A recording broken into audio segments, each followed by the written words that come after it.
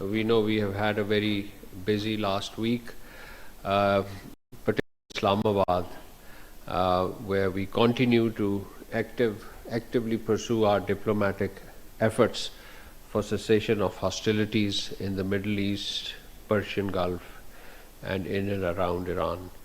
The Honorable Prime Minister Mohammad Shahbaz Sharif and Deputy Prime Minister, Foreign Minister Senator Mohammad Ishaq Dar have held numerous telephone conversations with their counterparts across the region and the wider world. Additionally, the foreign ministers of Pakistan, Saudi Arabia, Turkey, and Egypt met in Islamabad, which our media colleagues extensively covered, and we issued press releases throughout the event. First of all, let me begin with this four-party meetings, consultations. This was the second of the series, second meeting of the consultations among the foreign ministers of Pakistan, Saudi Arabia, Turkey, and Egypt. You would recall that the first meeting was held in Riyadh on the 19th of March. Before formal talks in the group format, the visiting foreign ministers held bilateral meetings with the Deputy Prime Minister and Foreign Minister of Pakistan, and I'm sure you covered our press releases that we issued on this meeting outlining the basic themes that were discussed. The three foreign ministers also called on the Prime Minister, Honorable Prime Minister Mohammad Shahbaz Sharif. The Prime Minister's office also released media readouts on these meetings, which were extensively covered. The foreign ministers of the four foreign ministers' important consultations in the Ministry of Foreign Affairs covered a range of issues, including reviewing prevailing situation in the Middle East and the Gulf, efforts to de-escalate violence and hostilities, and promote peace and diplomacy in the region. Pakistan highly values its relations with the brotherly countries of Saudi Arabia, Turkey, and Egypt. These interactions provided an opportunity to further strengthen Pakistan's cooperation and coordination with these two countries across multifaceted areas of mutual interest. The formal consultations and talks of the foreign ministers, four foreign ministers, held in the Ministry of Foreign Affairs lasted 15 minutes longer than the originally scheduled time. So at the end of these talks, you would recall that our Deputy Prime Minister and Foreign Minister delivered a media statement which included a host summary about these four-party consultations. The host summary by the DPM had following key points just to sort of rehash. One, the discussion focused on possible ways to bring an early and permanent end to the war in the region. Two, concerns were expressed that the ongoing conflict is extremely unfortunate for its devastating impact on lives and livelihoods across the wider region and beyond. Three, the unity of Muslim Ummah in these challenging times is of utmost importance.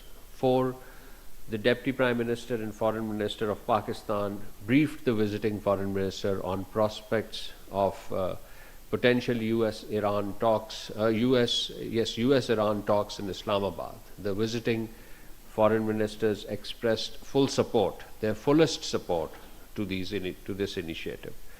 Five, the Foreign Minister reaffirmed the unity to contain the situation, reduce the risk of military escalations, and create conditions and structures negotiations between relevant parties.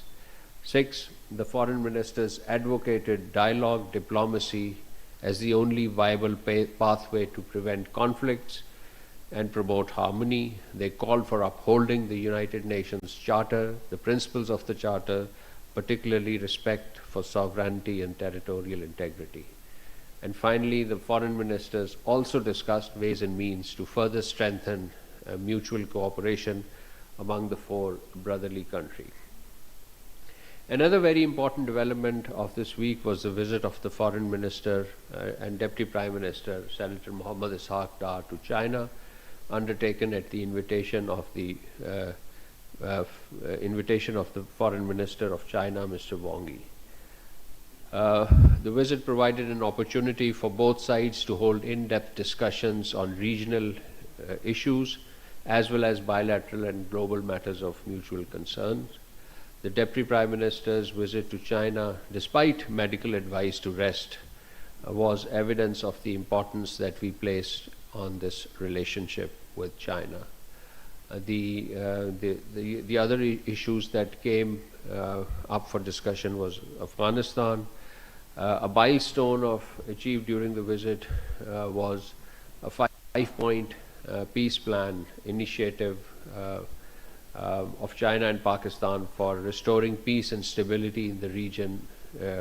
These 5 points, very briefly, I'm sure you read our readout on this, included immediate cessation of hostilities, call on and utmost care efforts not to prevent the spread of this conflict, and humanitarian assistance must be allowed to the affected areas. Number 2, start of peace talks as soon as possible, strengthening sovereignty, territorial integrity of the relevant countries. Dialogue and diplomacy was the only viable pathway forward, committing to peaceful resolution of disputes and refraining from the use of force or the threat of use of force. Number 3, security of non-military targets must be ensured. The principles of protecting civilians in the military conflict should be observed, and upholding of full adherence to international humanitarian law. And finally, the primacy of the UN Charter was reaffirmed. The security of the shipping lanes was also mentioned in these 5 points, including safety of passage of crew members and stranded in the Strait of Hormuz, allow the safe passage of civilians and commercial ships, and restore normal passage through the straits as soon as possible. So this was, ladies and gentlemen, in the gist of the 5 points peace, 5 points peace initiative by Pakistan and China. And moving on to some of the other aspects, which includes the roundup of the important telephone conversations that was held between Prime Minister and his counterparts and the Deputy Prime Minister with his counterparts. So on 27th March, the Prime Minister of Pakistan, Honorable Prime Minister Muhammad Shahbaz Sharif, received a telephone call from His Highness Sheikh Sabah Al Khalid Al Hamad Al Sabah, the Crown Prince of the Kuwait, expressed strong condemnation of attacks against Kuwait. The Prime Minister also apprised the Kuwaiti leadership of Pakistan's sincere diplomatic efforts to bring an end to the war in the Middle East. While expressing deep appreciation of the Prime Minister's leadership, the Crown Prince of Kuwait fully endorsed Pakistan's efforts for mediation between Iran and the US. He also thanked the Prime Minister for Pakistan's support to Kuwait in the current crisis. The next day, the Prime Minister held an important telephone conversation with His Excellency Dr. Masood Pezeshkian, the President of the Islamic Republic of Iran. Our Prime Minister briefed the Iranian President on the strong endorsement of Pakistan's peace initiative and expressed the hope that the viable path towards ending hostility could be found collectively. While appreciating Prime Minister's sincere diplomatic efforts, the Iranian President shared his perspective on the ongoing hostilities perpetrated particularly by Israel against Iran. He stressed upon the need to build trust in order to facilitate talks and mediation, and in this regard he acknowledged the Prime Minister's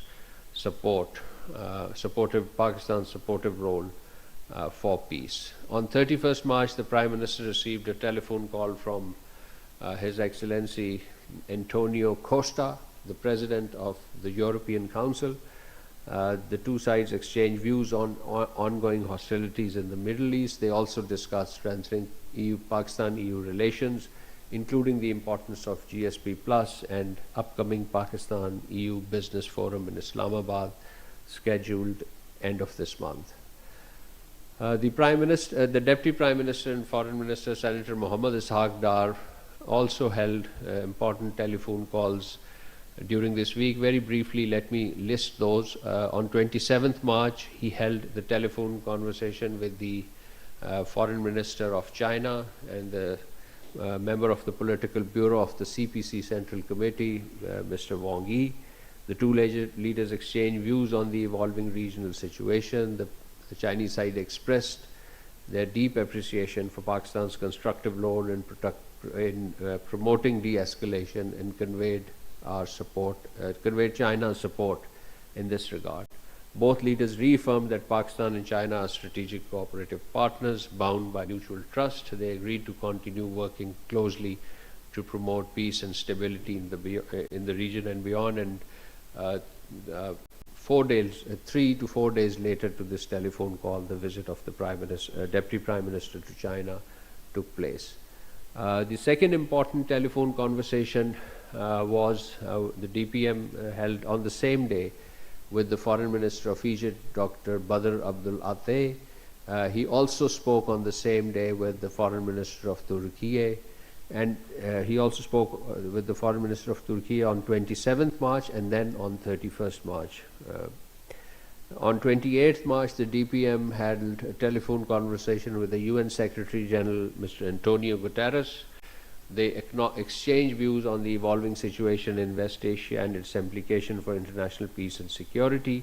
The DPM underscored that United Nations remains indispensable to conflict prevention and resolution, and reaffirmed Pakistan's unwavering commitment to diplomacy and dialogue as the only viable pathway towards sustainable peace.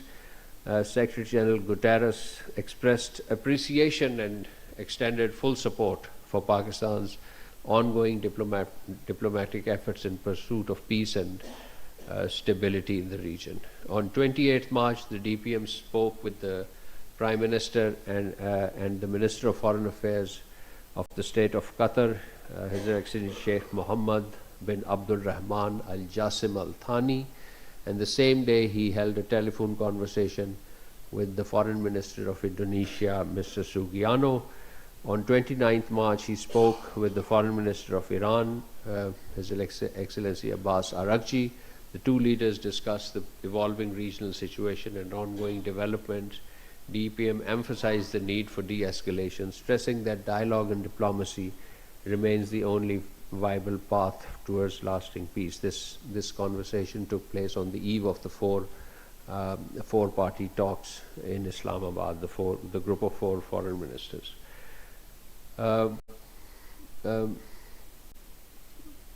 Ladies and gentlemen, through this week you must have seen an important post by our Deputy Prime Minister allowing that the government of Iran has allowed 20 more ships under Pakistan flag to pass through the Strait of Hormuz.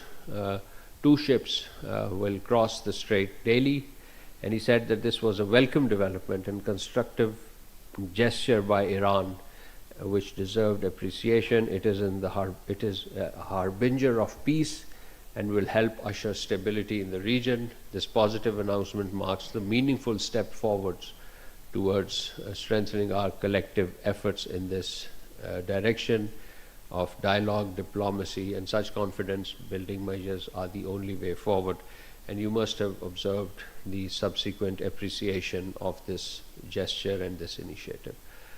Finally, ladies and gentlemen, you must have seen on Tuesday the 8 foreign ministers, that is of Pakistan, Egypt, Jordan, United Arab Emirates, Indonesia, Turkey, Saudi Arabia, and Qatar issued a joint statement condemning and forthrightly rejecting the continued restrictions imposed by Israel on freedom of worship of Christian and Muslims in occupied Jerusalem, including the prevention of Muslim worshippers from accessing Al-Aqsa Mosque and Haram al-Sharif, and the prevention of Latin Patriarch of Jerusalem and the custos of the Holy Land from entering the Church of the Holy Sepulchre to celebrate the Palm Sunday Mass. The Foreign Minister renewed their condemnation and rejection of any Israel attempts to alter the legal and historical status quo of the Muslims and Christian holy sites in Jerusalem. The ministers reaffirmed their absolute rejection of the illegal restrictive measures by Israel against Muslims and Christians in Jerusalem, including preventing Christians from accessing the Church of Holy Sepulchre to perform their religious mass. They stressed the necessity of respecting the legal and historical status quo of Jerusalem and its Muslims and Christian holy sites. Reiterated that Israel, as the occupying power, has no sovereignty over occupied Jerusalem, and underscoring the need to halt all measures that impede worshippers to access these places of worship. The ministers reiterated that the entire area of Al-Aqsa Mosque, Al-Haram al-Sharif, amounting to 144 dunams, is a place of worship exclusively for Muslims in Jerusalem. Endowment and of Al-Aqsa Mosque Department, affiliated with the Jordanian Ministry of Awqaf and Islamic Affairs, is the legal entity with exclusive jurisdiction to administer the affairs of the blessed Al-Aqsa Mosque, Al-Haram al-Sharif, and regulation of entry to this site. They also called on the international community to adopt a very firm, strong position that compels Israel to halt its ongoing violations and illegal practices against Islamic and Christian holy sites in Jerusalem and the violation of the sanctity of these holy places. With this, I conclude my opening remarks, and now the floor is open for question answers.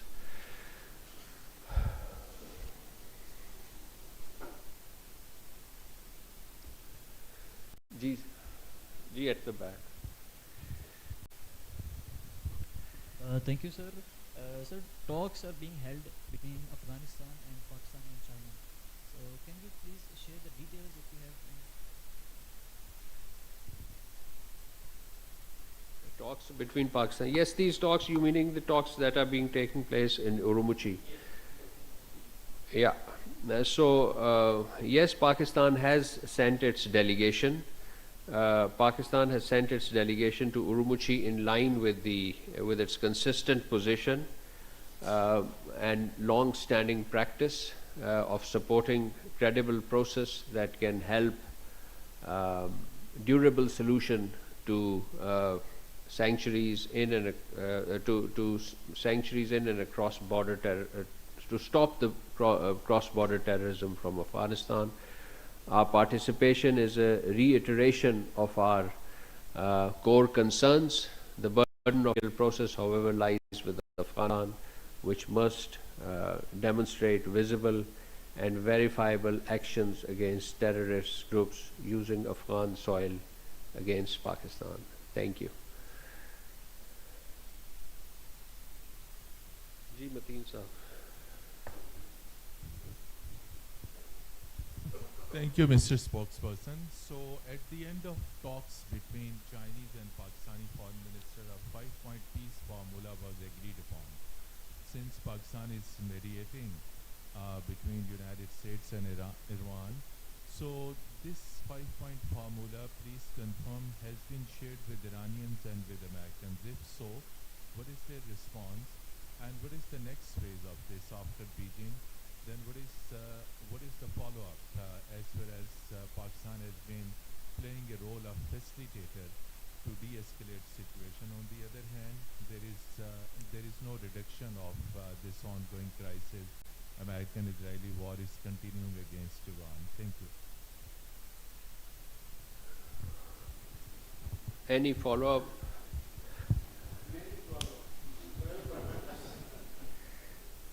Well, let me first on these 5 points. The 5 points have received appreciation from across the region and beyond. I think there were some statements from the U.S. leadership about appreciation of diplomatic efforts.